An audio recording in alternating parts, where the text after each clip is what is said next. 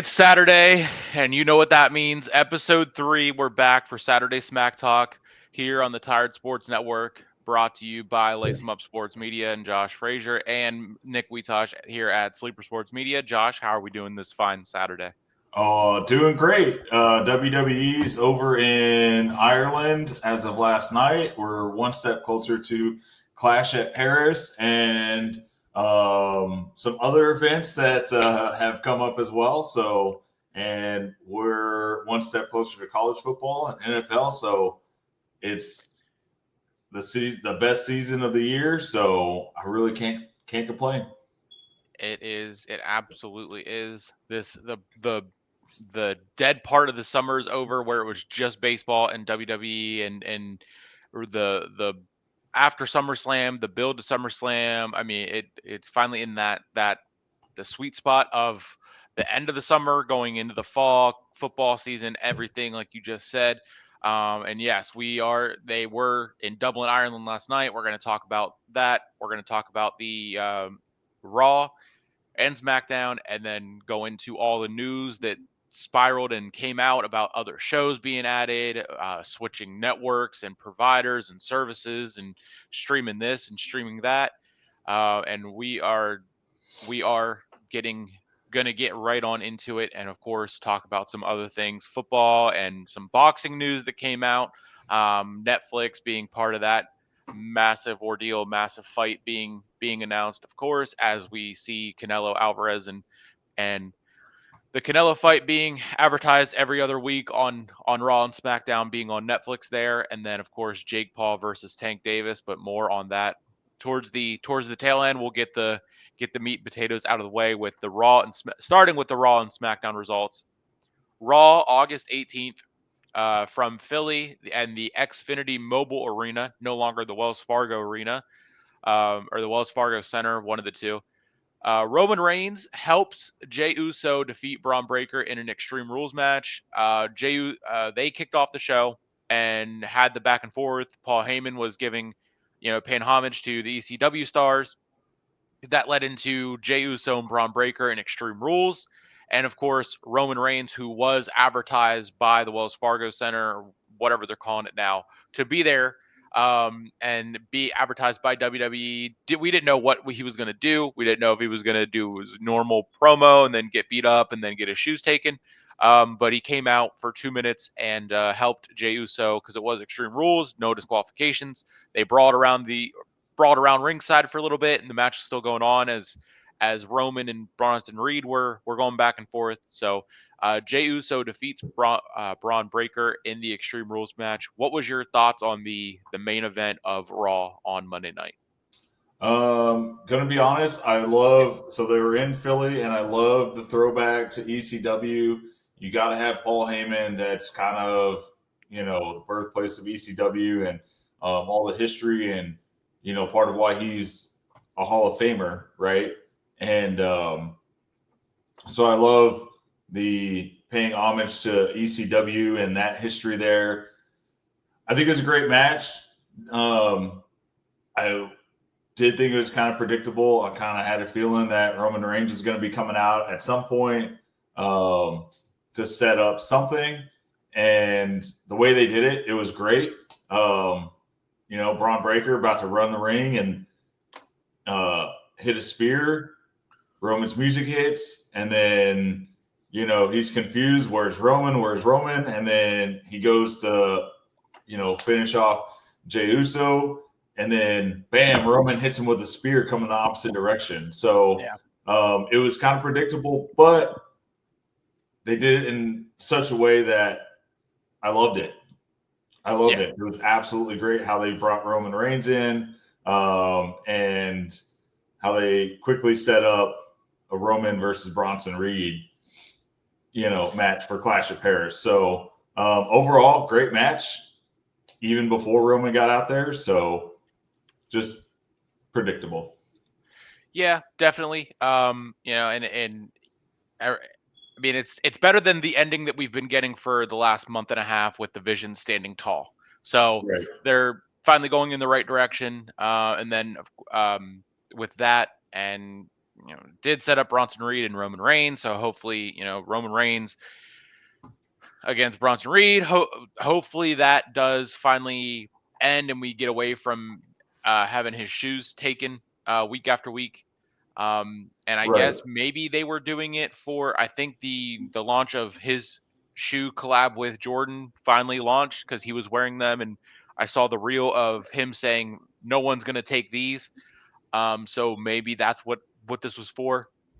But hopefully Right. Roman gets the Shula Fala back at Clash of Paris when he beats Bronson Reed, and then we can finally get on track with Roman sort of knowing what we're going to get out of his booking and better than what it's been.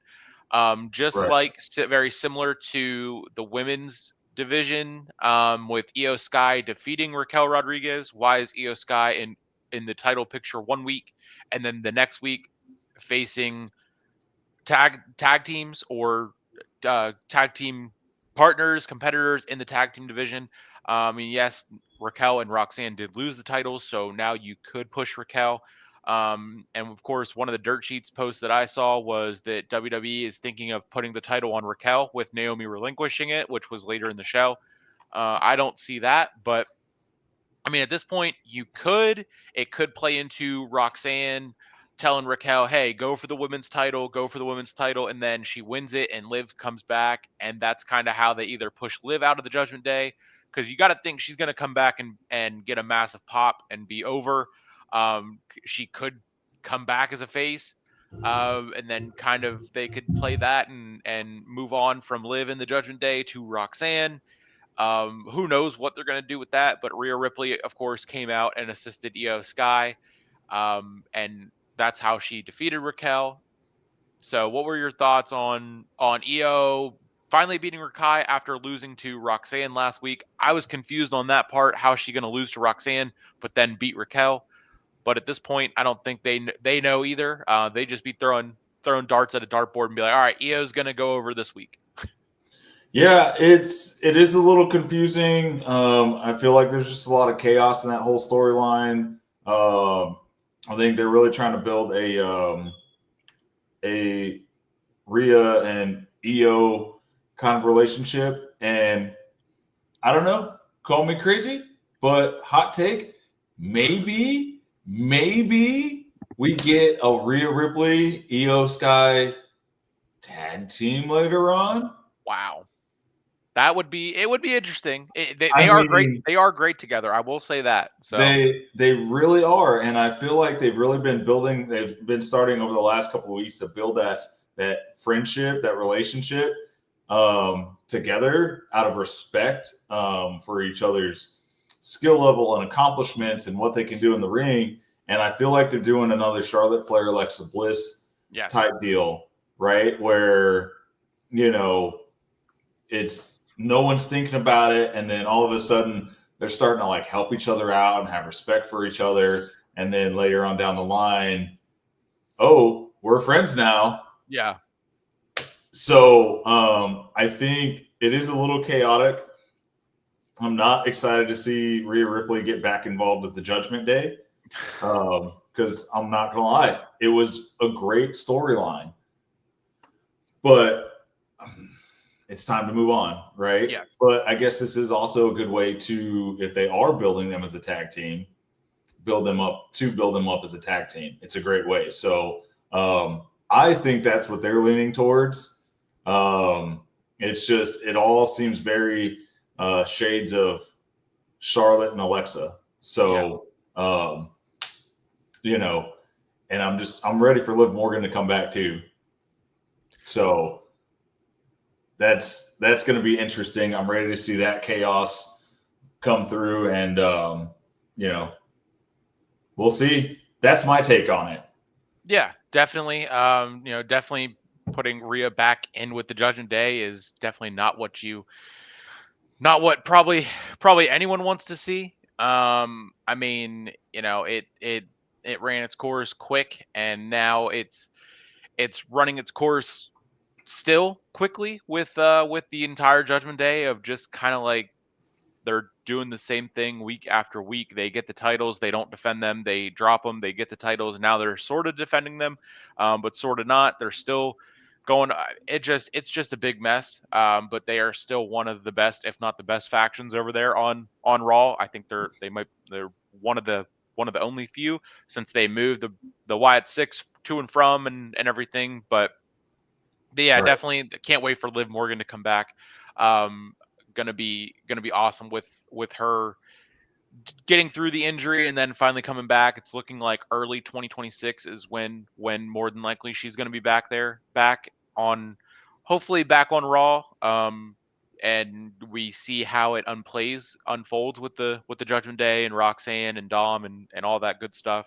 And that, from one tag team that's in and out and up and down and with titles, without titles, in singles matches, in tag team matches, is the New Day's Xavier Woods dropping a match to Penta.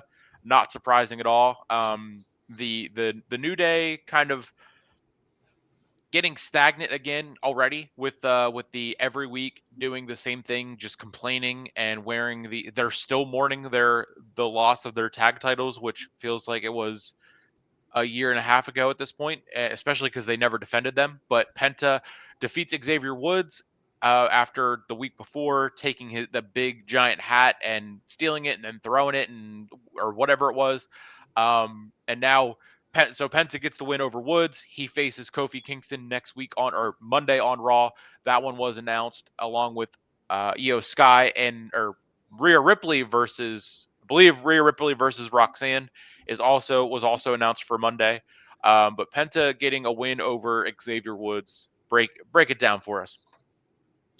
Yeah, I mean, definitely a filler match. I'm kind of, I love the whole grieving thing from New Day at first.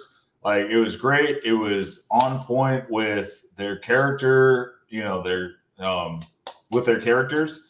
And I absolutely loved the hat game by Xavier Woods. Cannot be beat.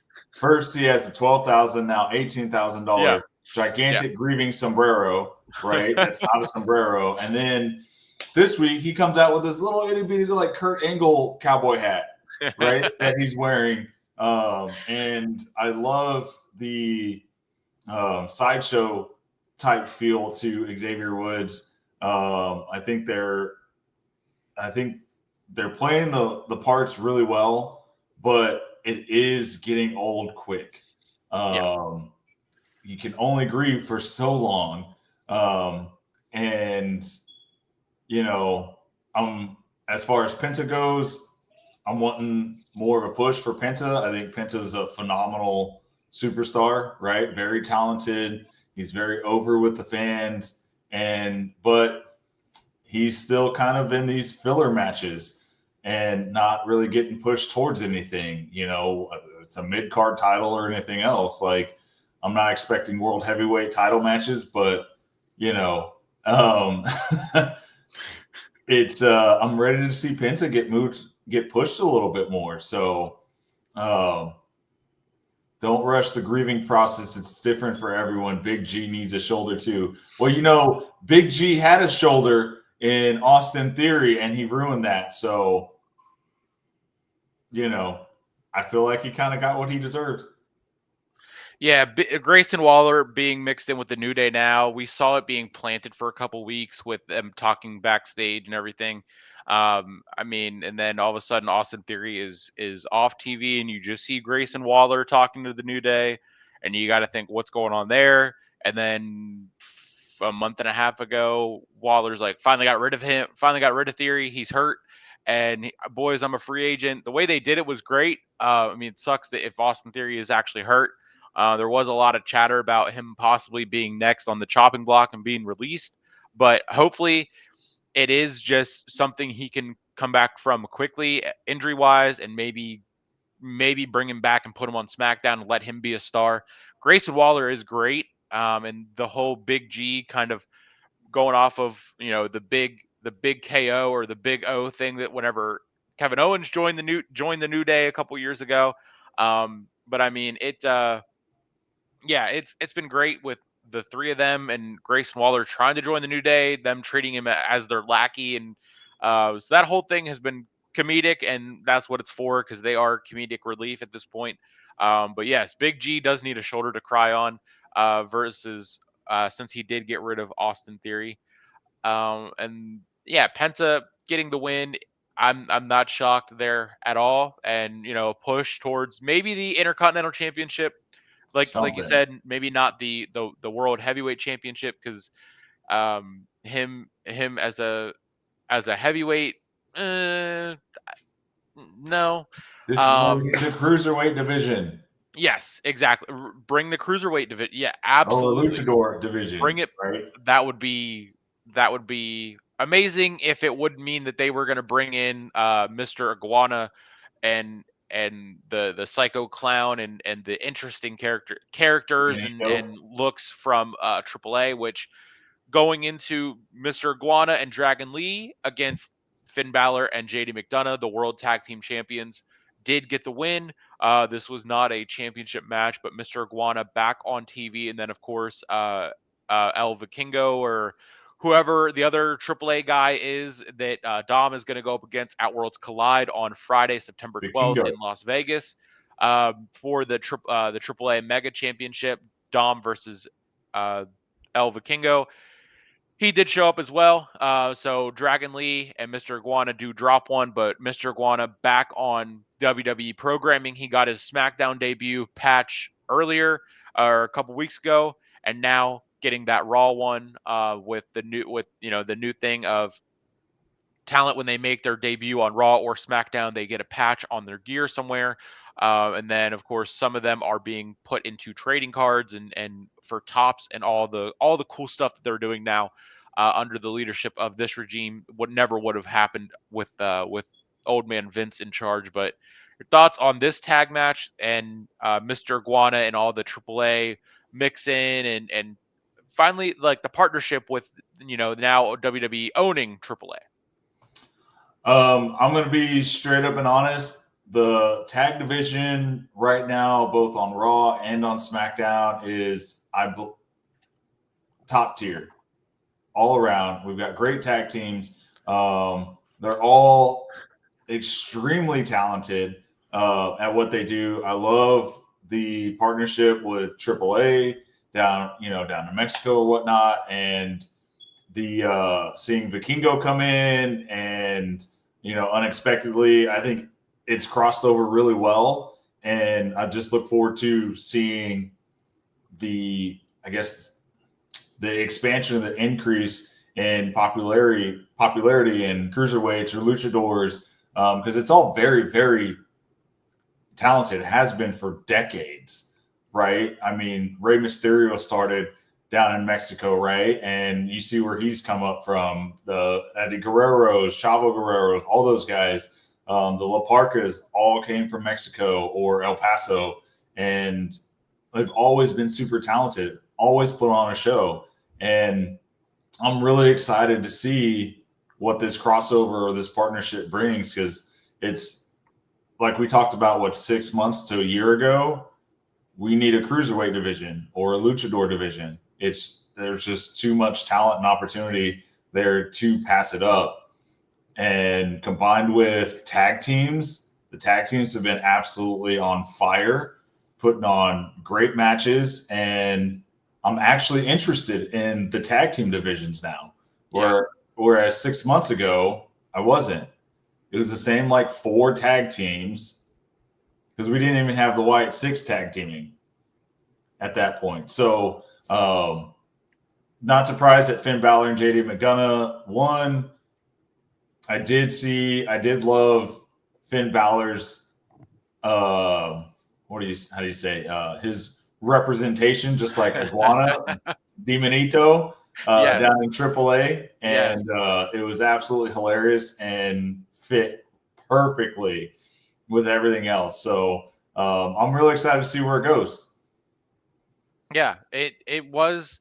I didn't get to watch it, and I haven't watched it. Maybe I should watch Worlds Collide on September 12th on the WWE YouTube channel. And I saw that Triple Mania they did massive numbers on both YouTubes and wherever the AAA shows have been before. But massive, massive numbers, and it is cool that they are starting to push and put stuff onto YouTube. That was also talked about and thrown around there with possibly doing maybe a deal and partnership with YouTube as well for something for some WWE programming. But at this, I mean, who knows what that's going to be? Of course, we have other deals that have been done since then and moving around. But yes, the tag team division has taken a giant step up on both brands. With the Judgment Day, Finn Balor and JD McDonough do work as a tag team. They are solid. They are the right two to be champions right now. Um, and Wyatt Six being on SmackDown with them having the titles is finally after however many months it's been since they started as the group and everything, um, or started as the group post Bray Wyatt. But why is Bo Dallas not in the United States Championship picture? Why is Bo Dallas or Eric Rowan not getting the singles matches? The TLC match was insane with the Wyatts retaining and everything over there on SmackDown. They were shown last night backstage during one of the segments there. But yeah, Raw and JD and Finn, this tag match was great, and it is pretty cool to see the AAA deal and partnership working out. Um, Similar to the TNA one as well. I know that's more TNA and NXT have been more doing that, but TNA, it would be great to see some TNA stars up on the main roster as well. And just like it's great to see Nikki Bella back on WWE programming. It seems like every Monday night, whenever that music hits and she comes running out, it's like, whoa, okay, got to pay attention. But she came out after the match after Becky Lynch defeated Natalia for the Women's Intercontinental Championship. And you got to think Becky Lynch versus Nikki Bella should be or will be added to the card for Clash of Paris. If not, um, maybe the next one, the next PLE. Who knows how they're going to fit that in? But right now, Clash in Paris, we're going to get to the full preview, but it only has 4 matches. So, of course, Natalia or Naomi and Stephanie Vicaire were supposed to be on the card. But, of course, the next one we're going to talk about and go over from Raw, that match is seemingly off. But Nikki Bella attacking Becky Lynch after her another defense and victory retainment for the women's Intercontinental Champion. What were your thoughts on Becky retaining and then the semi potential matchup of Nikki Bella and Becky Lynch? As far as the results of the match, I'm not surprised. I definitely did not see Natalia taking that title off of Becky Lynch. I think Natalia's role now is more of passing her knowledge on and putting new stars over, right? Not that Becky Lynch is a new star, but that's Natalia's role, and she's not going to be an Intercontinental Champion over Becky Lynch, especially on a Monday Night Raw. Yeah. And, I do wish that they would bring the persona that Natalia has had from the other different promotions that she's been in between her time back and forth in WWE, because I think it's absolutely phenomenal. But predictable, right? We had the promo from Nikki Bella and Becky Lynch last week. I think it was last week where, Becky Lynch hit her with the power couple comment, right? It would have been but you can't see him anymore. We kind of knew with that Nikki Bella was coming out at some point, either that night or the next time Becky had a match. And I'm ready for the match. I think it's going to be a great match. Let's just quit holding us in suspense and giving us promos and then not even having, an inkling of a match being set up. And let's get this rocking and rolling. I'm ready to see this match. It's going to be great. 2 all-time greats, and let's see it. Yeah, it's time. They need to get it rolling and finally make it official, in the words of Adam Pearce. I mean, they took long enough for Roman and Bronson Reed to get made official. They waited until like the next think they waited until like Thursday or Wednesday or Thursday when Adam Pearce made that one official. But yeah, Becky and Nikki Bella uh, being added to Clash in Paris would definitely help and definitely get another match on there, and it would be a good pivot for from what we were going to get with Naomi and Stephanie Vaquer for the title. Of course, we don't know what's going to happen with the title, the women's world title, as Naomi vacated it and announced that she is pregnant and stepping away for a while, and she did it phenomenally. I mean, that's the best like pregnancy announcement by a heel ever. I know Becky was kind of still a tweener back then in 2020 whenever she announced it, and then they gave it to Asuka in the Money in the Bank briefcase. But Becky and her comments when Naomi announced it was so good, was how irresponsible getting pregnant as a champion, or what, however she worded it. And then Naomi clapped back and said, "I learned from the best." But yeah, Naomi vacates the women's world title, so we don't know what's gonna happen there. With that title and how we're gonna find it and get a new champion. So Stephanie Vaquer, gotta think she's gonna be one of the favorites. If not, of course, there's always Rhea Ripley. You can throw the title back on her, and no one's gonna have a problem with that at all. Um, and of course, we don't know what's going to happen, but I hope they think of a creative way and do it in a creative way to crown a new champion. Very well could wait until Crown Jewel at this point, which is in October. I wouldn't be shocked if they either rush it and throw something and be like, we're going to do this, or they plan it out and have another tournament after Clash in Paris, and to help the build towards or even at WrestlePalooza. Who knows how they're going to do it? But your thoughts on Naomi and her announcement, and new women's world champion loading. First of all, congratulations to Naomi. Obviously some very big news. Becky Lynch saying that's absolutely irresponsible.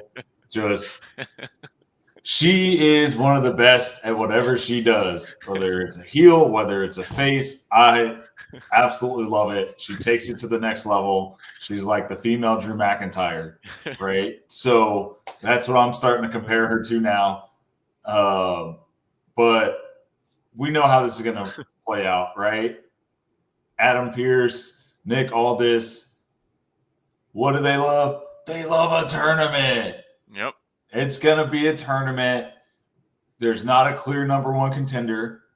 You mentioned Stephanie Vaquer, Rhea Ripley. There's Io Sky. I mean, there's too many people to just say, hey, boom, you're the number one contender. Yeah. Right? So, tournament.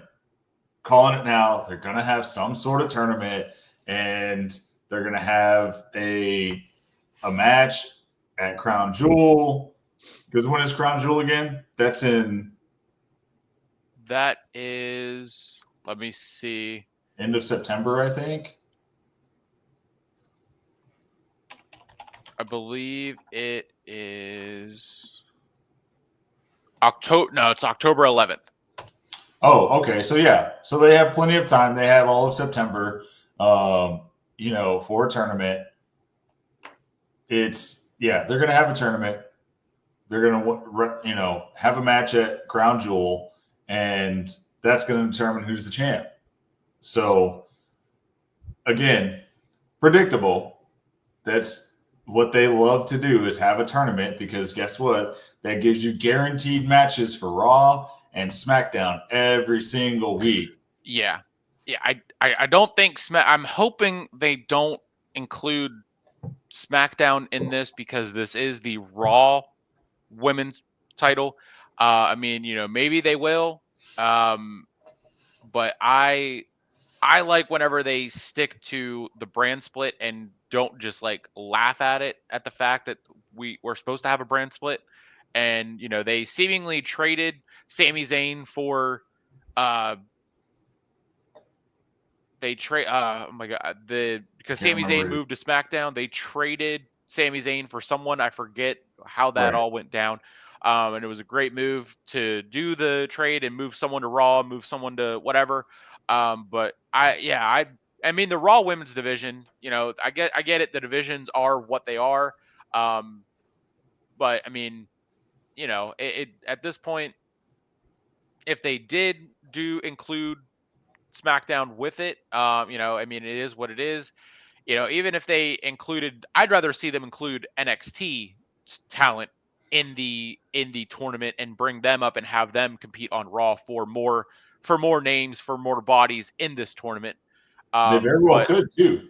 yeah, I mean, So they that could be a way to call them up and have, they do, because they do that every once in a while. They have NXT talent in tournaments and then have them on Raw or SmackDown for a couple weeks, and then all of a sudden they're back down. But I mean, like, just a couple names. Izzy Dame, she has the look. I think I don't watch NXT, but I think she's been one of the ones that has been on NXT TV for a while. She could be ready. Jada Parker, definitely ready. Jasmine Nix, I think, has been on there for a good bit, and the NXT Women's Division definitely is, um, you know, one of the better, probably my favorite women's division. Michin, she could be in this. Natalia, she could be in it just for another body and participant in the tournament. Um, I mean, it's going to be fun to see how they do it for sure. And then when they crown it, hopefully, maybe, I mean, I would say it's I want it before Crown Jewel so we can, get that big giant Crown Jewel championship back again like they did a couple years ago or last year, whatever it was, and do champion versus champion. But that's just because I like that dynamic of, again, brand versus brand. But yeah, Naomi, big congrats to her and Big Jim. And her announcement was absolutely perfect.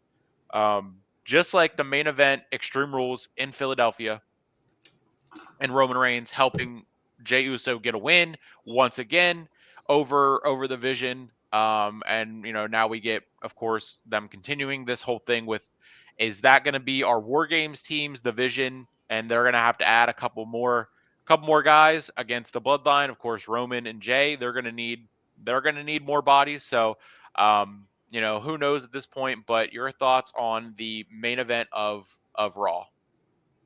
yeah, like I said earlier, it was predictable, but the match was great. It lived up to everything that it should have been, I thought. And I wasn't surprised by how it ended. That's how they set up Bronson Reed versus Roman Reigns. We talked about that last week. Like, Yeah. you can't just move Roman Reigns off to another storyline. He's got to come back and beat his bully. Yeah. Right. He's got to get his shoes off the power line. Right. And Bronson Reed is that power line.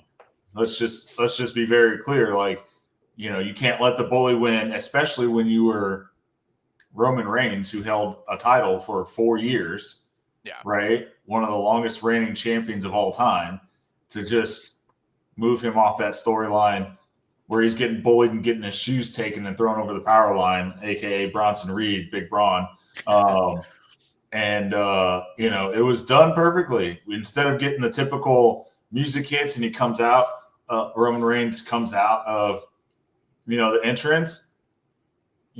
Everyone's confused. Where's he at? And then all of a sudden, Braun gets hit with that spear, and it's like, oh yes, finally a little bit of unpredictability, but done very well. And I'm excited for Bronson Reed versus Roman Reigns. The real question is, referring to our last show, Roman Reigns versus Bronson Reed. If Roman Reigns gets in trouble, who's going to come help him? Yeah. Because we haven't seen that.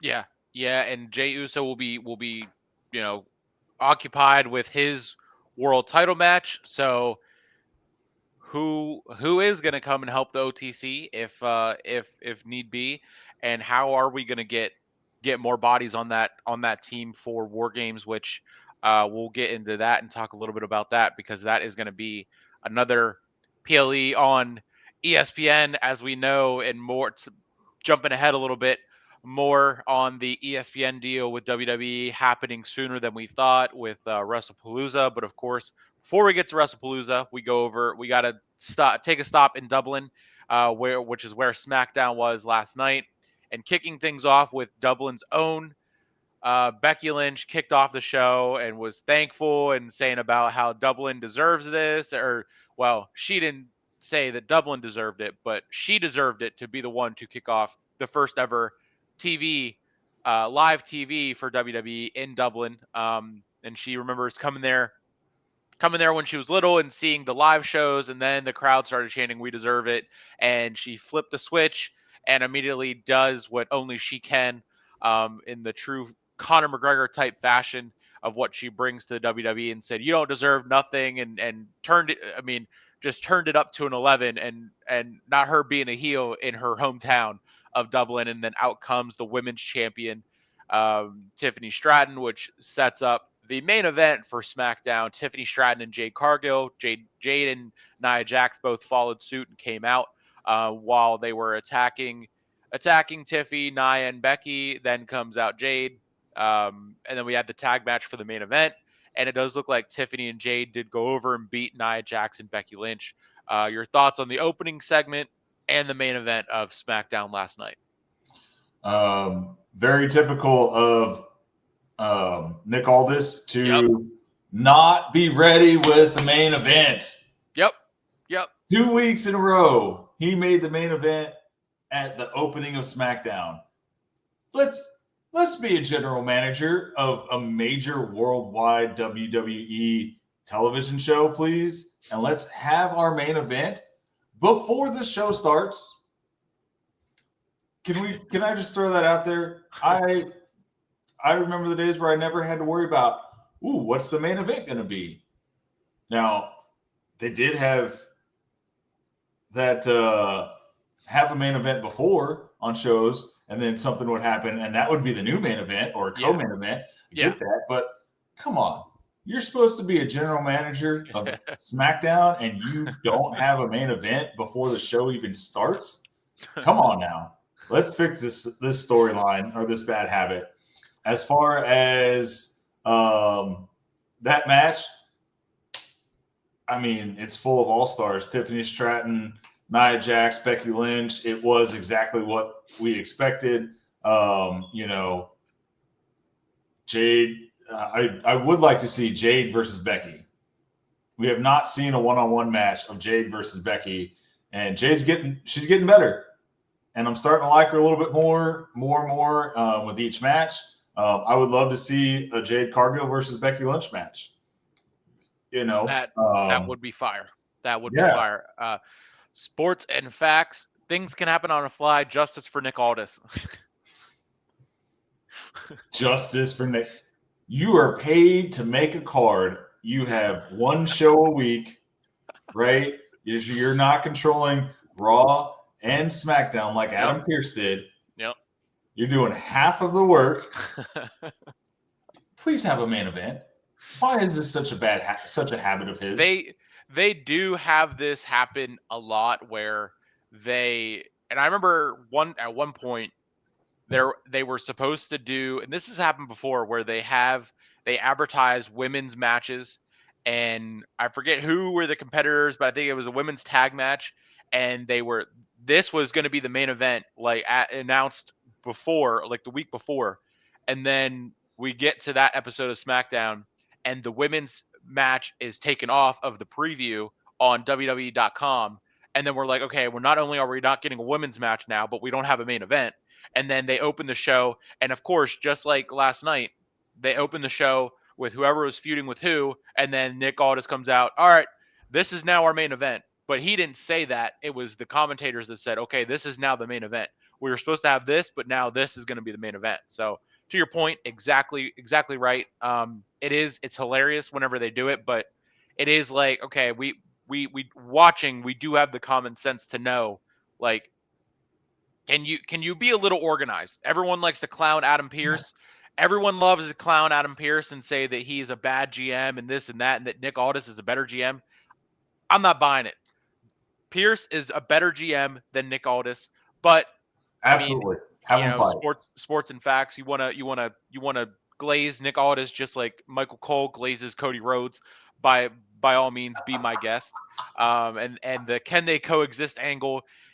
I'm tired of it. Every time that they lays out that that's the way they're going to go, and I say, can they coexist? Martina, she laughs whenever I say that, and she's like, "That's your favorite thing to say." I was like, "Yeah." It's also Nick Aldis's favorite thing to be unorganized and just throw darts at a dartboard and be like, "All right, this is our main event this week." Right. Yeah. Like Adam Pearce has a main event. Like it'd be one thing if like maybe once in a while you didn't have a main event and you're like, you know what, this sounds like it could be a great main event. Yeah. Something popped up, boom, you make Yeah. it. But it's every week. We find out who I can almost guarantee whoever opens the show, right? They're gonna be in the main event. Yeah. They do it all the time with Cody. They do it all the time with Jay or Sami Zayn or Drew McIntyre. Even a couple times whenever he's opened the show, he's been thrown into the main event. CM Punk, they do it a lot, and it's time to stop it. It is Yeah. time to stop it. And What last are you night, even doing? yes, this is probably the match that should have definitely been the main event, because other than that, it was tag matches, and the one half of the women's tag team champions losing, which the back and forth with champions losing and then winning, and then their partner losing and then their partner winning. I'm tired of that. I'm just as tired of that as I'm tired of Nick Aldis not having his main event ready to go. We saw Mello Don't Miz is back in action, and they got a win over Motor City Machine Guns. So that match, booked by Nick Aldis, was great. Your thoughts on the opening match on SmackDown last night? Yeah, I mean, Carmelo Hayes is the new guy, but super talented. I love his character. I love his skills in the ring. Of course, you've got the Miz, who's an absolute vet, and Motor City Machine Guns, who are also major vets, just as long as the Miz. I mean, to have anything other than spectacular and a great match from these guys would be unreal, Yeah, right? absolutely. The match was great, lots of great spots, and I hope they, keep the Miz and Carmelo Hayes on this upward track because I think it could be a really good tag team. SmackDown, I think, while I think the tag team division overall is great, SmackDown, I think, definitely has the edge over Raw. Because I mean, really, you couldn't go wrong with either tag team winning. I'm glad they gave it to The Miz and Carmelo Hayes, and I want to see them move them up a little bit. You know what I mean? So we know what we get with the Motor City Machine Guns. They've won their title almost twice, almost as soon as they got here. Right? Yeah, after two weeks after their debut, they had the titles on, and then they dropped them shortly thereafter. Had a 20 to 40-ish day title reign, and then they've been included and back and forth in and out of the title picture as all the teams. They've done a good job of having all the teams included in the title picture there on SmackDown, like you said. And the Motor City Machine Guns, I do clown them a lot for being 5'2" and looking like cover band for a cover boy band or whatever. But yeah, they are good at what they do for sure. Yeah, and so hopefully they keep the Miz and Carmelo on this upward push. I think it'll be great for both of them. Yeah, Mello Don't Miz is a phenomenal name. They finally got like a graphic with their tag team name, and it's not just the Miz and Carmelo Hayes. Right. Hopefully, as much as the entrances are hit or miss with Def Rebel, whatever, as their contract is supposed to be over somewhat soon, if not already over. We get an actual entrance for those two. But yes, Mello Don't Miz being back and seemingly stacking up wins. Hopefully they get a tag title shot on SmackDown on the blue brand there soon, and then they are now a team that's in the mix with every other week. I mean, the SmackDown tag team division is truly you don't know what's going to happen. They could do a ladder match with all the teams one week, and then the next week they could shuffle it and have a team face a team that we've never seen before. I mean, it is one of the better divisions now than it has been in the past. But SmackDown is getting that is the tag team division, and Raw is not too far behind with their tag division. And of course, that's a trend of tag division as we go from Maladon Miz picking up a win. We have Piper Niven defeating Charlotte Flair. So Piper Niven and Chelsea Green and the Secret Service have been mixed in and seemingly only doing those are the only competitors for the women's tag team division, as we now all of a sudden don't have BFAB and Michin anymore. BFAB is with the Profits again after being with Michin for a little bit, but Piper Niven getting a win over one half of the tag team champions. I'm tired of them only feuding. They're doing now with the women's tag titles what they did with the men's tag titles for months and months and months. But your thoughts on Piper Niven getting the win over Charlotte Flair? Love it. Absolutely love it. Piper Niven, I've loved her character and her ability in the ring. She's won many championships overseas, right? Before she came to WWE. So she's kind of proven, right? And I love that they put Piper Niven over on Charlotte Flair, because guess what? Now she's going to be like, hey, I beat Charlotte Flair. Yeah. So if Chelsea Green, anytime Chelsea Green tries to tell her to do something, I think this could be, if they do it right, they can end the Secret Service. And wow. I'm kind of ready for it to be done. Chelsea and Piper have been together for years at this point. For a long time. Right? At least a couple of years, because they started shortly after I got back into wrestling. And that was at least 2 years ago, back in end of 2022. Yeah. So yeah, we'll just say 23 and 24. Yeah. And I think they've kind of run it, right? So it's time, I think, for Piper Niven to separate out on her own. And she's talented. She's had the tutelage, right? And I think with her beating Charlotte Flair, even though it wasn't necessarily clean,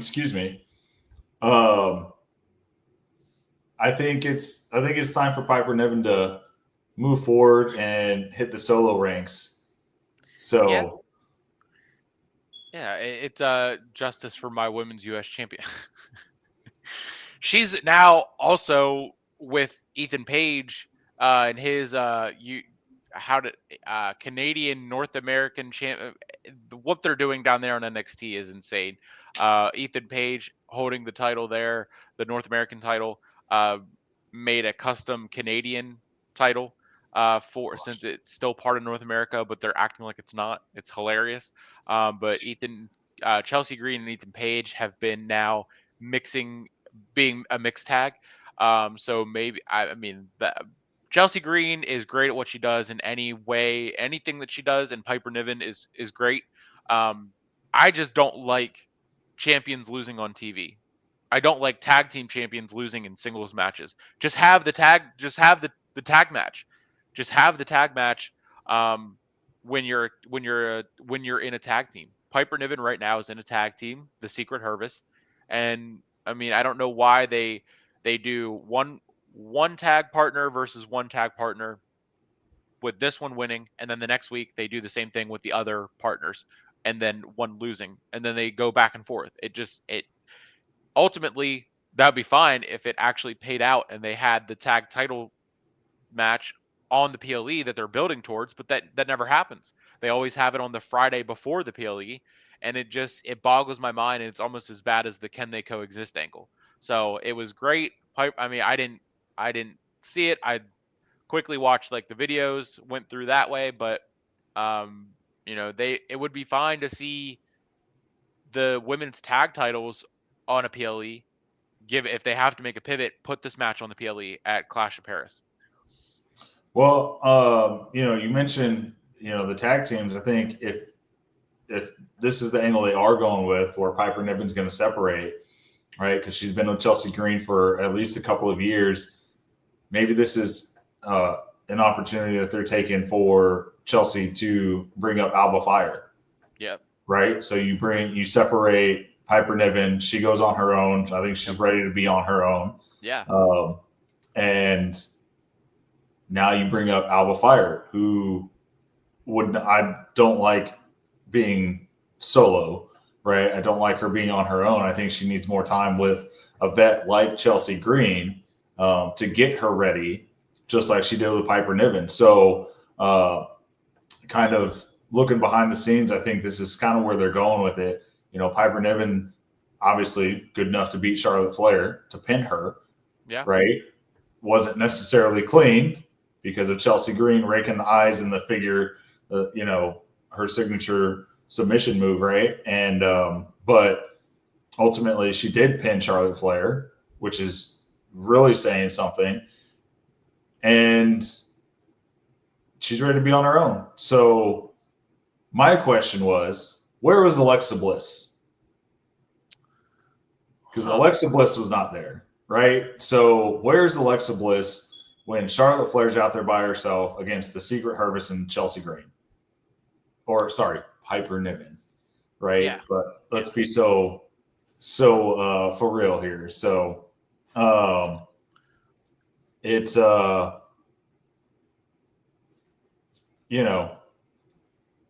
I think she needs to go on her own.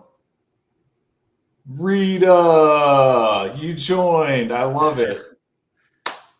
We're doing a little WWE talk here today, so maybe a little bit of some football if we got the time for it. So, but I appreciate you being in here for sure. Yes, thank you. Subscribe to the all the channels here. I see you're on YouTube, watching from YouTube. Over on Facebook, we are live on my Facebook and the Tired Sports Network. We are live on my YouTube, Josh's YouTube, which is where guessing that's where you're watching from, because I do see we are up to 5 watching here, 2 on each of our YouTubes and 1 on the Facebook. We're also live on the network's Twitch and my Twitch. But yes, thank you for joining. And yeah, we do have did hit heavy on the results for Raw and SmackDown, so we'll kind of quick fire here with the rest of SmackDown. I know you uh, told me about the verbal promo battle that Cena laid down on Logan Paul was phenomenal. Oh, great. And yes, Absolutely phenomenal. John Cena cooked Logan Paul and, told him he was just there for branding opportunities for Prime so he could buy a new Pokemon card. And he brought up his legal troubles, legal issues. And it was the John Cena that we know and love and expect all the time. Great promo. Really excited for this match. He talked about how he's wasting his time, his last few matches on, a YouTuber selling sea salt, and he's taking these opportunities away from people like Dominic Mysterio and AJ Styles and Jacob Fatu, and a couple of others that I can't remember who all he named, but it was absolutely great. He hit him with an AA, and I'm actually excited for this match. I think it's going to be great, and I cannot wait for John Cena to put Logan Paul in his place. I got to go back and watch SmackDown. I didn't get to watch it last night, so I'm going to go back and watch it here once we're done. And that was I knew John Cena would be coming back, and he was advertised, of course, and then Logan Paul was there. Given that it makes sense that he was there this week, as he just got married over in Italy, so he's overseas right now, and who knows, they might be back in Puerto Rico at this point, but or probably you know they could be back in Puerto Rico. They could be staying over there through the next week and just staying overseas for a little bit there in Europe and Clash in Paris and everything like that. But Logan has private jet money, and of course, at any time he could probably borrow Jake's private jet, which we will get into Jake Paul and his announcement here. Hopefully, can move through the other big announcements, and if we go over a little bit over a little bit overtime. That's fine too. But we had, Logan Paul and John Cena doing what they do and getting, like you said, you're excited now for their match at Clash in Paris. But that's exactly what a build should be like. Two great stars two of the best at what they do. Logan Paul with giving the material for John Cena to turn it into heat on Logan, and then John Cena being that face that's just going to go out there and absolutely destroy anyone he faces on the mic, except for Cody. But that's going to need to be its own episode and how badly and how much Cody Rhodes is protected. And moving along with the rest of SmackDown here, we had the Street Profits defeating JC Mateo and Tonga Loa. We had R-Truth, who mixed up his travel plans. He went to Dublin, Georgia instead of Dublin, Ireland. He then asked Damian Priest to step in. And Damian Priest came out. Truth was supposed to take on Aleister Black. Priest came out, and of course they had the feud. They had the brawl. We didn't get an actual match. It spilled out to the ring. Officials came out, and then they went to the back. So that match didn't happen. And then we ended things with Randy Orton returning, dropping McIntyre with an RKO. And then it also did say here that Logan Paul did get the brass knuckles and use them on John Cena backstage while Cena was talking to Nick Aldis. So I'm guessing that's how SmackDown ended, with one of those two matches being the last thing that we saw. Don't know if Logan attacking Cena was last or if McIntyre and Orton was the final part there, but that is going to wrap it up on the Raw and SmackDown results. Just so we can get into the other big news, we'll get finish that up and go into a quick Clash in Paris preview. Cena and Logan, like you said, going to be a generational battle.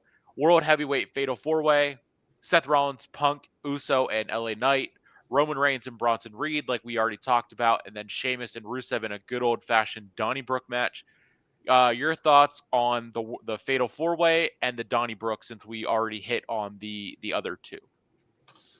World Heavyweight Championship Fatal 4-Way. Seth Rollins is the champ. I have to give the advantage to him between Bronson Reed and Braun Breaker, because let's be honest, Braun Breaker isn't even in a match. Bronson Reed, his match is after the World Heavyweight Championship, I believe. So unless these are not in order, but Wikipedia. If you're looking at Wikipedia for the order there, that you have to read those. Proceed with caution when you're reading from Wikipedia, because the order there is never official. More than likely, they'll let us know what's kicking off the show with during the pre-show. But yes, or even they might announce it before, or of course, like Fightful or good sources like that will maybe announce the order the day of. But yeah, Wikipedia, have to proceed with caution when going off the order with that one. Yeah. So either way, I mean, I still give the advantage to Seth Rollins with his faction there, Paul Heyman, Braun Breaker, and Bronson Reed. So it's it's going to be a great match. You've got all-stars there between CM Punk, Jey Uso, LA Knight, and Seth Rollins. But yeah, I think ultimately Seth Rollins is going to end up with the victory. So I do think we're going to get another match added on there. I would not be surprised if we get a Drew McIntyre versus Randy Orton, which would be great. As far as the Sheamus versus Rusev, pretty much sums it up. The dead silence, the cricket sound effects.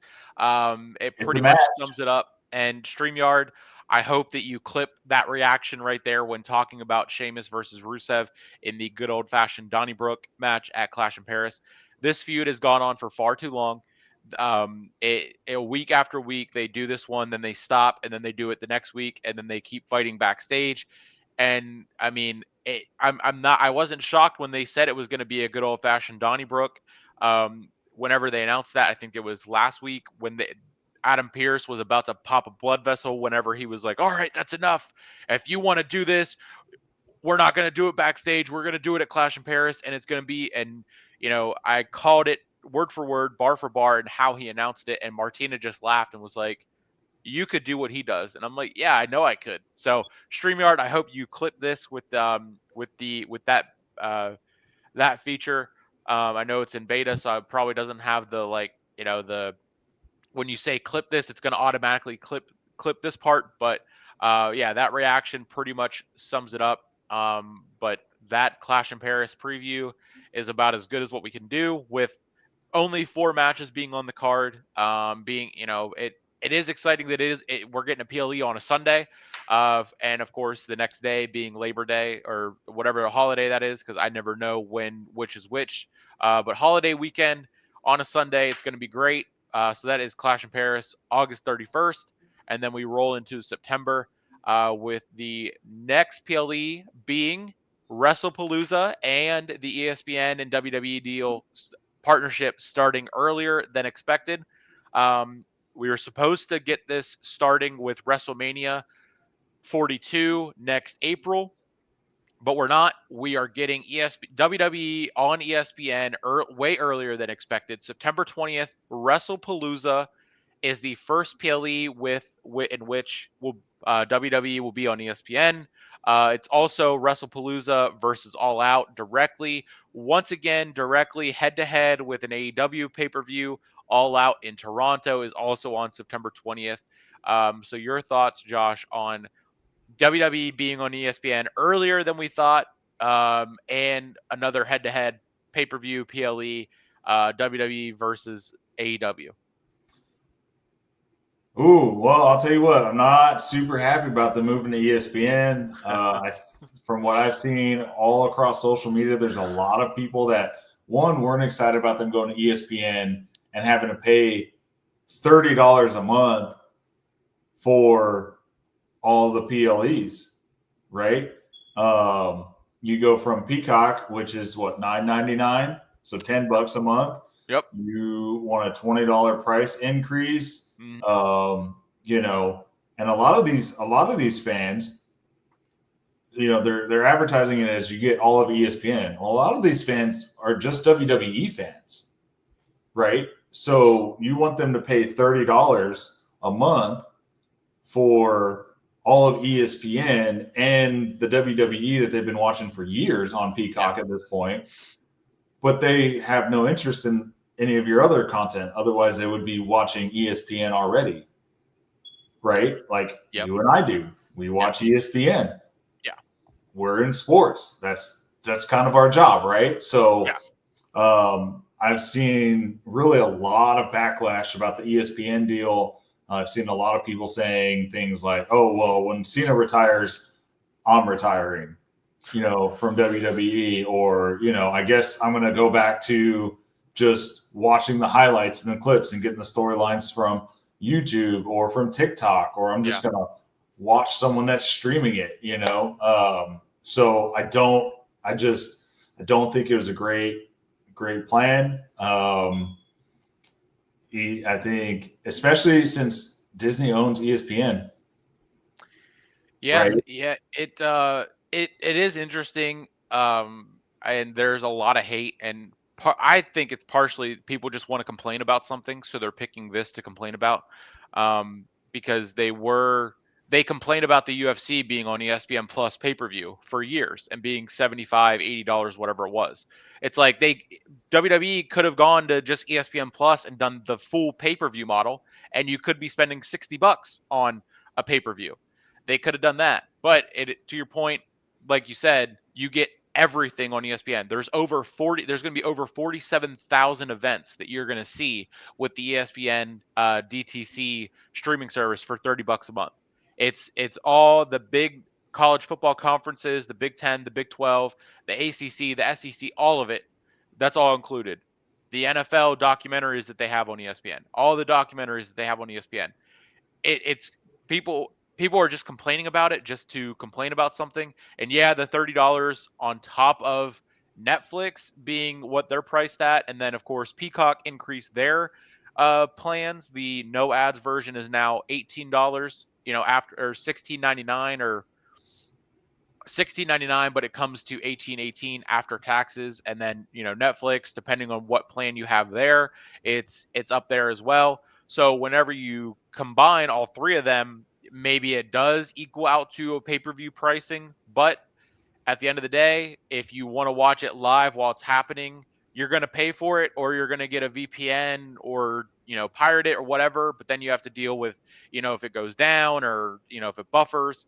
Because again, people were complaining about the buffering with Netflix during the first Jake Paul fight versus Mike Tyson on Netflix, and then they were like, "Oh, WWE better not do this and better figure it out, whatever." Um, And so they did. it's just the rounds of what people are going to complain about this week. Well, and I think the big reason that this is kind of getting so much backlash too is it's kind of I feel like the straw that broke the camel's back, right? Because back in the day it used to be cable or satellite, right? Yep. And then they started increasing their prices, and then streaming came out, and everyone was Yep. like, "Oh, well, it's cheaper to just stream whatever I want and get Netflix and this and that," and now with them increasing their prices, Netflix has increased how many times? Yeah. And then they try to take away password sharing. Yep. Peacock is getting more expensive. Hulu's getting more expensive. Disney's bought Hulu. Hulu's now going away, and is Right, essentially it's just Disney Plus, but they still have Hulu.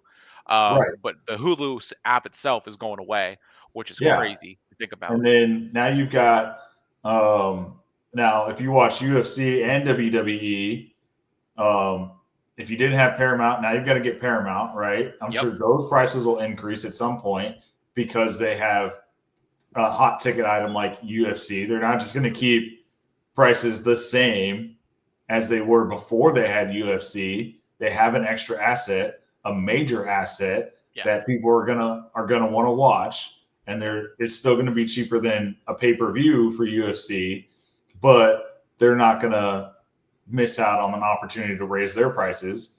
So between Netflix, Hulu going away, Disney, now ESPN at $30 a month, you're looking. I mean, just between Netflix and ESPN, you're looking at what, $50? Yeah, I mean, I know, like you said, the password sharing, I have the extra screen to be able to share my password, but log in at two different places. So for me, Netflix is $36 for me, so 36 and then 30 with it comes out to 36, and then ESPN it comes out to 32.10. So being Right. super exact. It is pretty much pretty up there. And then of course Peacock, we do have a new Peacock deal with WWE. They are going to be Yep. putting Saturday night's main events on Peacock exclusively. NXT PLEs are still going to be on Peacock until April of 26, and then they're moving to ESPN. So still need Peacock for now. Also, part of that Peacock deal is the library for WWE will remain on there until 26. Um, Actually, I don't know if the library will remain on there until 26. I don't know the specifics of what the Peacock deal has and when. But I thought was thinking that ended at the end of this year. Um, and that's why they were moving. They were starting with WrestleMania next year, but who knows what else they'll work into with Peacock and USA and NBC Universal, as we are still getting SmackDown on USA. That will be another thing that is going to go to Peacock on a 30-day delay. So last night's episode of SmackDown won't be on Peacock until next month, which is kind of Right. ridiculous for those that can't watch SmackDown live as it's happening, or just want to watch, all four at one time, um, whatever order you want to watch that in. Because I know when they were on Hulu, I would watch it next day, just because that's how my work schedule was. But the streaming services are taking over, and eventually you're going to need every streaming service, and we're going to go back to cable, just with streaming services. Exactly. And Exactly. I know it's getting that way, but I would rather, if I can get rid of ads and have the premium for everything, and watch my shows in order, binge it, everything is right there, and I don't have to wait, or search it a different way and go to on demand, but then this one is recorded or whatever. I'm going to do that, and because I can't stand cable, I can't stand it. Cut the cords as soon as you can and get rid of it. I mean, Hulu Live TV. I don't know what they're doing with that. I know you have Hulu Live TV, so I don't know if you know what they're Not doing with anymore. that. Actually, that got too expensive too. That jumped up to like $90 to $100. So Wow. I cut that out. It was like 75 Yeah. to 80 at first, and now it's like 90 to 100. And I was like, oh, just in the economy. The thing is with the economy, right? Inflation has been steady the last few months or whatnot, but it was already high before that. So, Yeah. everything increasing and having to have Netflix and Paramount and Yep. ESPN and Yep. Peacock Yep. and Hulu and Yep. Disney. It's like I might as well just have cable, because Yeah. even then, like Netflix, if you start Monday Night Raw, you're still getting like commercials in between. Yes. Yeah. So You know. I'm still getting ads. I'm paying more than I've ever paid for Netflix, because of the password sharing thing, and I'm still getting ads. Yeah. Hulu, I was still getting ads, right? But at least now, I will say cable has come up with they run their DVR like Hulu does, where you can set it to record. You wait 15, 20 minutes after the show starts, and you just start watching from your DVR recording, Right. and you can skip the ads. Yeah. That is You true. know, And and they do also Netflix whenever as soon as the show's over, and the show goes to Netflix's library, you can watch it that way. And it's so weird because sometimes the ads are still there, sometimes they're not. And I know with DirecTV Stream, whenever you watch a recording, you can skip the ads. But if you're watching something that is in DirecTV's library, not like on demand, but like through that show that is there, like I watched the McBee Dynasty, which is on Bravo, and you can't skip those ads. So because it's so insane with like they're like, all right, the premium one you don't have ads, and I know live TV is going to have ads. I understand that, but it's like, and the ads I can deal with when it's live TV versus the commercials, because the ads are at least, it's going to be the same three that they play, and that is annoying, but it's better than seeing a commercial that's just plain old outright dumb. I mean, it on basic cable, and they play those same ones over and over and over again. At least with like the ads, they switch it up, and it's the same three, but it's not repeat the same one three times in a row. It is dumb that we have ads on our Netflix, and then overseas they don't. They see the interviews that they do in the skybox or whatever. But getting a VPN would cancel that out. You just have to set it to the right country. Because whenever I tried the VPN for SmackDown to watch it on Netflix, it just didn't work because I couldn't get it on my TV, which sucks. So if you get a VPN, I think it has to be with a Amazon Fire Stick to actually work and watch it from your TV. yeah, it's absolutely insane, and I do think WWE is. I think they're going to lose some people. I really do. Just the sheer amount, even I mean, because let's for example, let's say 100 people say they're going to shut down, they're going to stop watching it on Netflix, and they're not getting ESPN or whatnot. Let's say not even all of them actually stick to that. You're still going to get a percentage of that is like, yeah, no, I said I'm going to cut this off. I'm going to just pirate it, watch somebody else's live stream of it, Yeah. or I'm just going to watch it on YouTube, the clips. And Yeah. there's enough influencers out there that you can watch the clips, on their profiles for free. Yeah. So And to that point, it being on ESPN, yes, they're going to lose people. But with it being on ESPN, they're going to gain more people. So they're cutting their losses with, if someone really is going to just get rid of it like that, then fine, they can get rid of it like that. They're not sweating it. TKO isn't sweating it. They have enough money.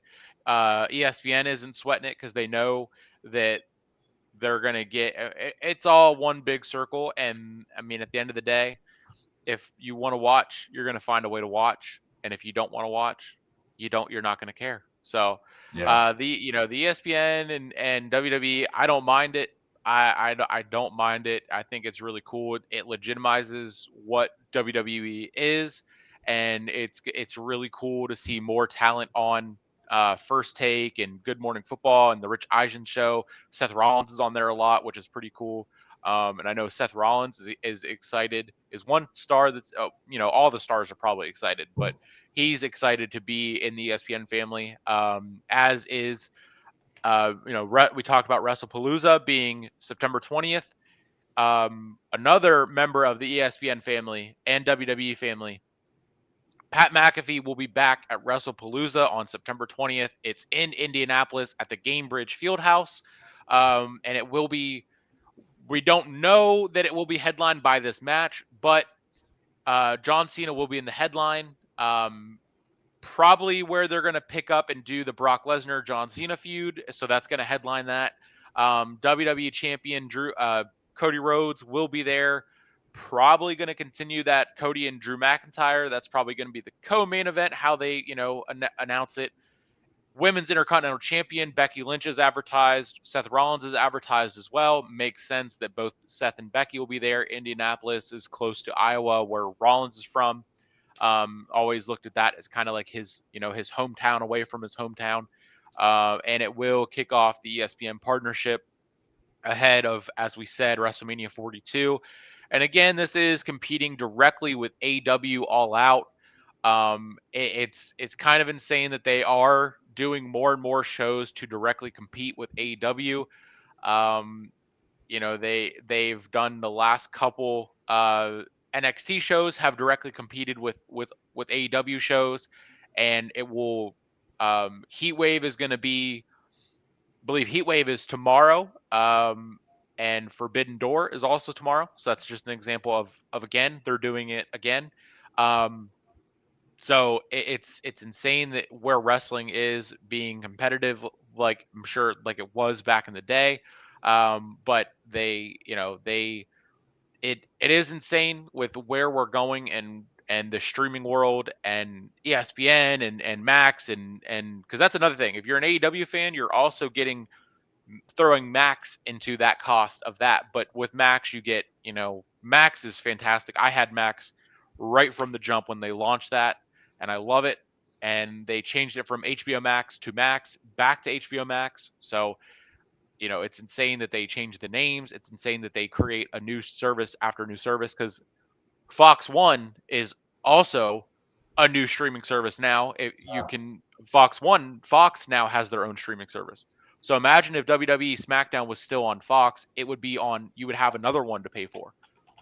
So it's insane. It's absolutely insane. Yeah,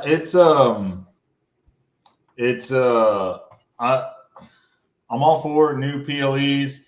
It definitely feels a little vengeful, or not vengeful, but like they're Spiteful. just trying to shut out the competition. With competing with AEW, and which is just absolutely insane. I'm not a fan of AEW, but I think friendly competition just makes everyone's product better. And it just seems very, now granted, I figured they were probably going to do something special for the first ESPN one. But when I found out that they were scheduling it directly against All Out, I was immediately like, okay, Triple H and TKO and The Rock are definitely trying to crush AEW every chance they get. And, because they want to be the big dog and they don't want to risk anybody going to AEW. And, I hope it's good. The name sounds very gimmicky, very, very gimmicky. WrestlePalooza, sounds like something I would have come up with hanging out with my buddies as teenagers out in the backyard, our own pay-per-view at that point, because that's how old I am. But, we'll see. Like I said, I I don't know who's going to be, what the matches are going to be. You know, John Cena's going to be there, and which also kind of stinks because that was probably an unexpected PLE planned when they scheduled out his dates. So now he's got less dates and one more show that's added in. So we'll see. I hope it does well. I'll definitely be watching. If not, I'll catch the recaps on it. But and of course, Pat McAfee was going to be there. Not surprised at all. And yeah, we'll see. It'll be interesting. I don't know what to expect. I'm not setting any expectations for the show, so that way I'm pleasantly surprised or unpleasantly disappointed. Yeah. Yeah, that is where we're at with the era that we're in. You know, and it WrestlePalooza, it looks like it used to be an ECW pay-per-view. And there was an independent promotion that had the rights for it. And apparently it was there was a whole big thing about like how or when they were going to announce the name because they had to, you know, get the copyright for it or whatever, but it the promotion that had it, they weren't allowed to talk about it, weren't allowed to say it, and they removed like it was all that copyright stuff that went into it. But yeah, it used to be an ECW pay-per-view, so you know, a new PLE for sure. But yeah, you know, Indianapolis is a great partner with WWE. It's always is a great sports town. And you know, it is one of Cena's dates, and this was an unannounced PLE at the beginning of the year. So I'm sure that they probably had a good idea that this was gonna be one of Cena's dates. So you know, it does suck that it does suck. I see what you mean with like this is, you know, it looks like it's taken away from one of his dates, but you know, this is one of the 4 next ones that we are going to see him at. It looks like he's now down to 8 with WrestlePalooza, Crown Jewel, Survivor Series, and Saturday Night's Main Event, which will be his retirement match. And they did announce that will be December 13th. And then he also a couple more TV shows mixed in there. So it looks like I guess it'll be 4. So he's down to 8 shows left for the rest of the year, which is kind of crazy. So any cities that are on that list, get out and see Cena for the final time. I'm glad that I got to see him in Hershey the final time that he was in Hershey, which was last September or 2 Septembers ago at this point. I can't even remember, to be honest with you. But yeah, it's crazy to think that time's running out on one of the greatest careers of all time with Cena and, you know, the last couple dates that he has. Yeah, it's we're down to single digits. It's a sad day when you think about it, and to see him almost done with his retirement run, and it's going to be a sad day, and it's going to be on my birthday on top of that. So thanks a lot for retiring on my birthday after 23 years in the business. But if anyone deserves it, it's definitely John Cena. Yeah. With everything he's put in, not just into the business, but into the fans, into the Make-A-Wish. Yeah. Definitely very well deserved. 17-time champ, unheard of in the industry. And, you know, we just got to enjoy the last 8. Yes. Yeah, it's insane, and they were up in the air with what date that would be on the Saturday Night's Main Event in December, with it being on the 13th or the 27th, because as you probably guessed, the 27th is AEW World's End, and that's their final pay-per-view of the year. But at that time, it was going to be on Peacock, or I guess Saturday Night's Main Event will still be on Peacock, but NBC didn't want to compete with the football game that they have on Peacock on that Saturday, the 27th. So that's why it ultimately ended up being the 13th. The location, I think, is still up in the air, but you know, TD Garden, I believe, is available. I saw someone post and make that note. So probably in Boston would be the perfect way to send Cena off. And to send off episode 3 quickly, can run over and talk about Jake Paul versus Tank Davis in an exhibition that will be on Netflix November 14th, almost exactly 1 year after Jake faced Mike Tyson on Netflix, and did massive, massive numbers. I mean, we talked about it, the buffering that happened during that fight, all the fights and everything, and Katie Taylor, Amanda Serrano being the co-main. I mean, absolutely insane. And then Katie Taylor and Amanda Serrano headlining on Netflix, all women's card for boxing in Madison Square Garden. Absolutely insane. Tank Davis originally agreed to fight Roach again after their draw, but then opted out of the rematch to now have an exhibition against Jake Paul. Yes, we know the weight difference, we know the height difference, whatever. Logan fought Floyd Mayweather in an exhibition, but it wasn't on Netflix, and it's not going to be done in the scale that they're going to do this one.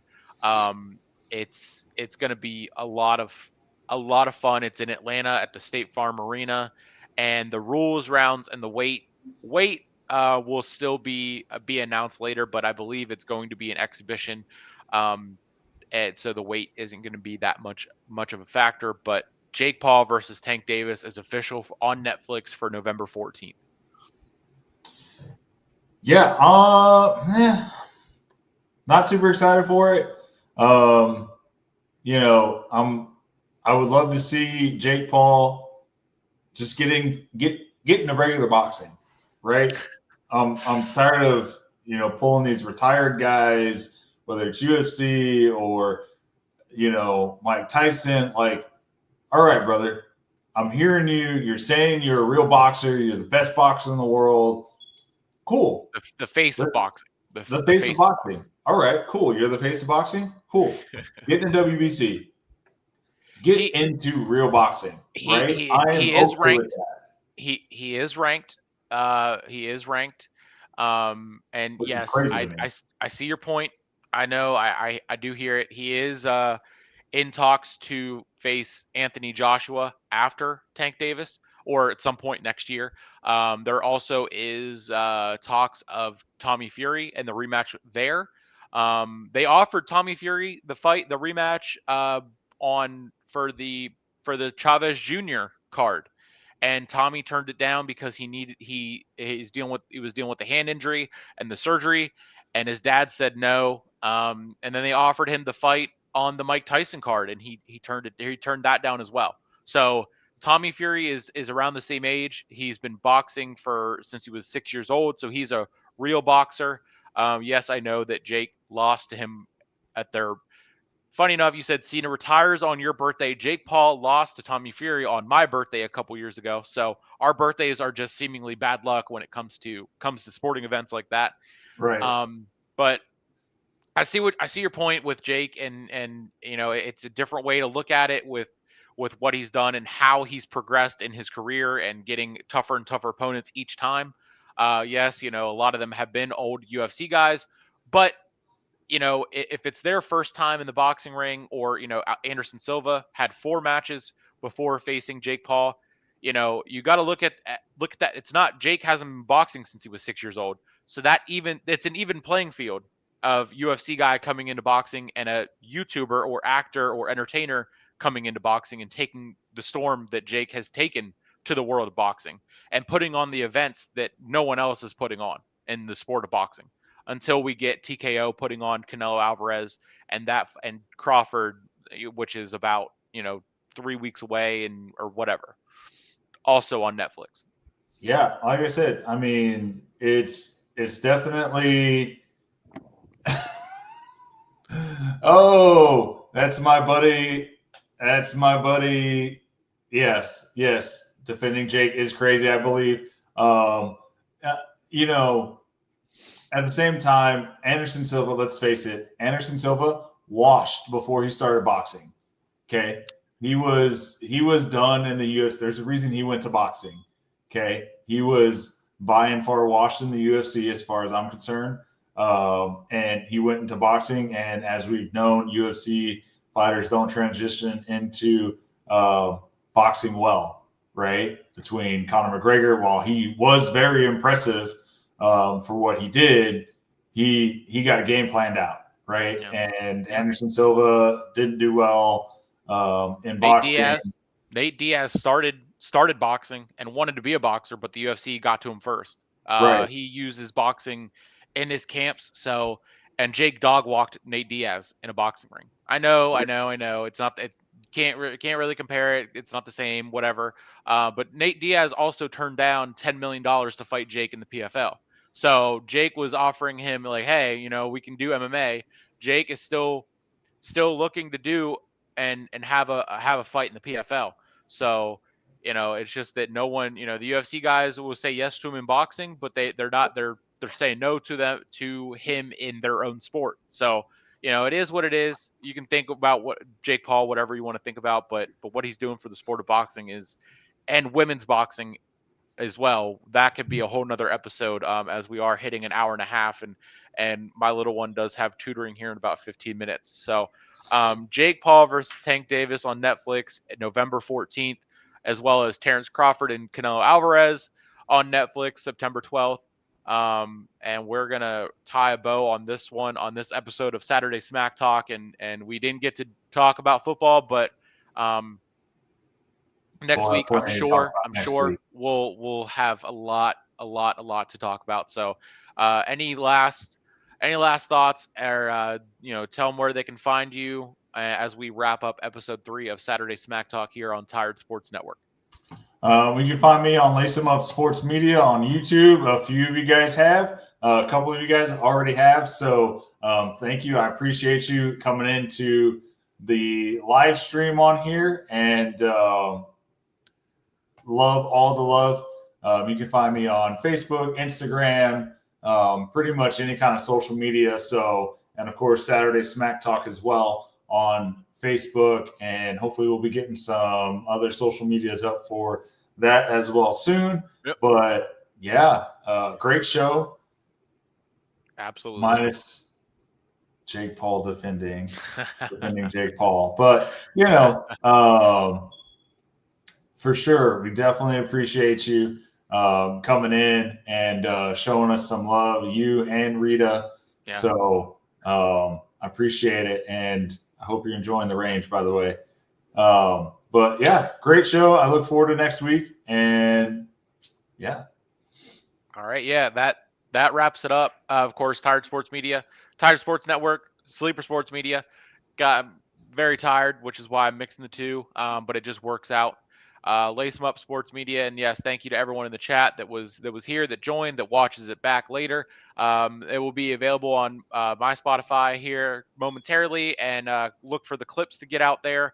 As Josh greatly pointed out to me, that StreamYard is now doing like automatic republishing and everything, and of course presented by the Tired Sports Network here on StreamYard, the best streaming tool out there. Tried a bunch of different ones, but StreamYard is the best, and very grateful for the Tired Sports Network to provide us the StreamYard. So, of course, if you are looking to get into streaming, use the link there in the description for use, and sign up with the referral for the network. So we both get some credits, and your first month will be at a discount. And you can, $10 discount when you sign up for StreamYard using that referral there. And that's going to wrap up episode 3 of Saturday Smack Talk. We will be back next week to go over Clash in Paris, or actually, I guess we'll be previewing again Clash in Paris, hopefully the full card for that one. And, we can maybe, I might watch Heat Wave tomorrow, and might go over that. We'll go over the go home show for Raw, the go home show for SmackDown, as well as any other news that comes out between now and next week on the 30th of August. That'll be episode 4 of Saturday Smack Talk. And it was a great episode. Thank you for watching. And of course, next week we start the Smack Talk of what the world of football, as we get closer and closer to the NFL. College football kicks off today. So go enjoy that on this beautiful Saturday afternoon. And thank you for watching Saturday Smack Talk episode 3. We will see you next week.